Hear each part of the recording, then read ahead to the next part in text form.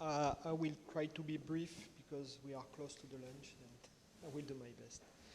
Then the challenge was to see how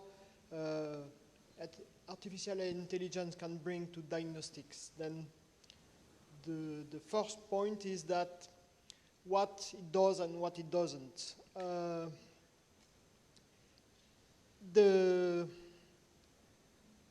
An IT system is just an IT system, it's just a machine. Then he will provide only what you will be able to, sorry. It's an alarm, it's intelligence artificial. Yeah, then always what we need to have in mind, the technologues, what I call them, us, is technology is just technology. It will not replace everything. Okay? We cannot say, oh, we have a new thing, then we will move everybody, the doctor or the radiologist out of the game and we will replace them. We are not able to replace the doctor at any time. Okay? Because it's a medical statement. And even if we push at the maximum, we will face a legal issue where legally we will have to be responsible of such diagnosis. And that is not the playground of technology companies. Okay. Then I try to set different set of artificial intelligence tool and how they can be used in the diagnosis. Then the first is what I call the cognitive systems, where in fact experts will come and will learn to the machine how to perform. That means they are having parameters, then they have the machine reading, here we are reading or viewing the document and giving, based on parameters, a first diagnosis. And the doctor or the specialist come and correct the parameters, say, no, in fact, you don't really understand, and then you update, and by iterations, at the end, the machine is almost be able to recognize any pattern it can find during his life. Then you are pushing whatever documents on it and is able to give an answer quite accurately. The good point is that then, for example, yes, first. Then you have a patient dossier you associate with prescription and protocol, and you are completed them with outcomes. Means, okay, this patient has this problem with these drugs, etc., following these protocols, and he dies. Why? Then because the drug was not appropriate. Then you learn that's from the literature. Okay. Then you give that to the machine on not one case, but we are talking about 1,000 or 100,000 cases that you need to feed the machine with. And then the machine is able to read the document and to depict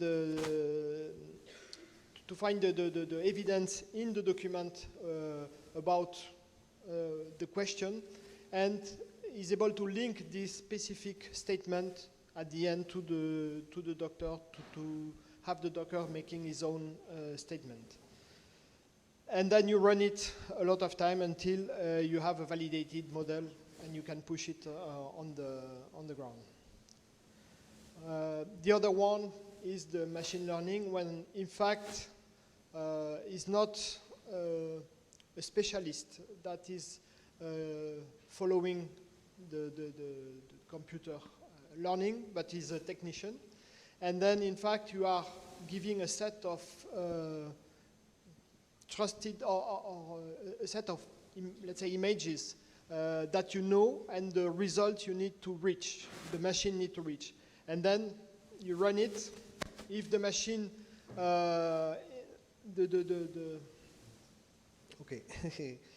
difference between the results he gets and the result he should arrive to, then he apply a correction, automatic, and then he rerun the algorithm until he find a very narrow difference between the result he find and the result he should attain.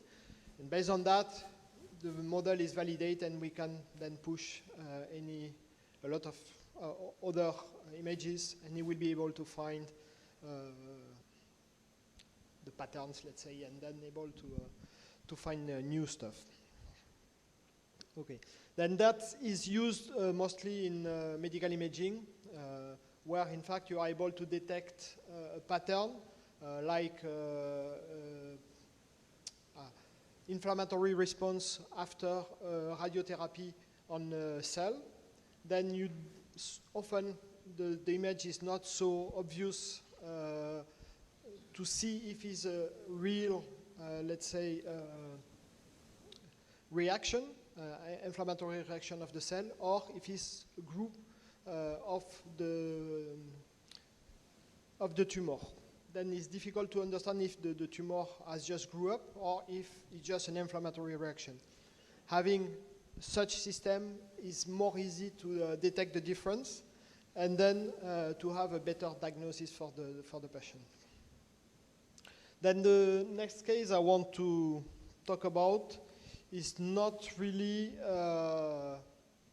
is at the limit of artificial intelligence, but it's something that you will hear a lot in the future and that will bring a lot of new capabilities in this domain. Is about quantum computing. Then quantum computing is based on quantum physics, quantic physics, sorry, and it's based on the Schrödinger cat experience. I don't know if you know it. If you don't know, I will explain it to you. Then you put a cat in a box with a sensor and a lethal disposal. Then if whatever particle or electron arrive and is sensed by the sensor, then the lethal system kill the cat. Okay? Then without opening the box, what is the state of the cat? Is it alive or is it dead? Quantum computing is neither one or the other one. The cat is dead and alive. That means at a single time you have both capabilities of a cell, of a particle. A particle can be on and off at the same time. Okay, that means it is a new paradigm. And how it can be used in computing is that you don't need to make iteration. If you want to calculate or to count from 1 to 1,000, depending of if you have 1,000 qubits, you just need one iteration, because at the same time, all the qubits will have all the capable value you can reach. Then in once, you get all the answers. How it can be used? For example, I don't know if you know the docking point in the life science, where in fact you have a molecule and you want to dock to associate another molecule for any reason. Often is you use a vector to go somewhere else because the vector can go through a barrier, and then you want to attach a drug, a molecule, to go directly to this position. Yeah. Is this one? Well, I'm sorry. And then, if you want to do it in the normal way, you need to take the first molecule and position the second molecule and turn it until you reach all the position of the second molecule. You say, oh, it dock or doesn't dock. And you take the second one, etc., etc. Then you use normally parallel small computing, but you need a huge farm of parallel computing where you push data all along the day. With the quantum computing, with 2 qubits, you can solve the solution in less than 1 second. This means you will have all the solution for a pair, for a pair, in one iteration, you will see if it matches or not. Then if you put a farm of quantum computer, then in 1 second you can almost screen, or at least in one day you can screen all the molecule existing each together, which is a very specific and winning of time. Then, conclusion, artificial intelligence, again, is just a technology. This technology has to be educated for a specific purpose. One day, someone came and said, oh, with your wonderful artificial intelligence technology you have done for cancer, I would like to use it for, I don't remember what is, for this sclerosis problem. I say, okay, then if you have 5 years to educate it, no problem.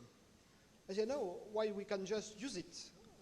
Because you need to educate it. It's not intelligence. It's just a way to quickly understand. After education, you are able to screen a lot of data, a large amount of data quicker. That's just the point. Okay. Tomorrow, maybe we will reach a new point by having computer simulating the brain. Currently, we are around 30 million in 3D of synapses, and we have in the brain a trillion. Then we are far away from the human brain, but maybe tomorrow could be a fact. A brain, an electronic brain. The problem is that when you think about that, I'm not sure it will be intelligent, because intelligence is linked with other factors.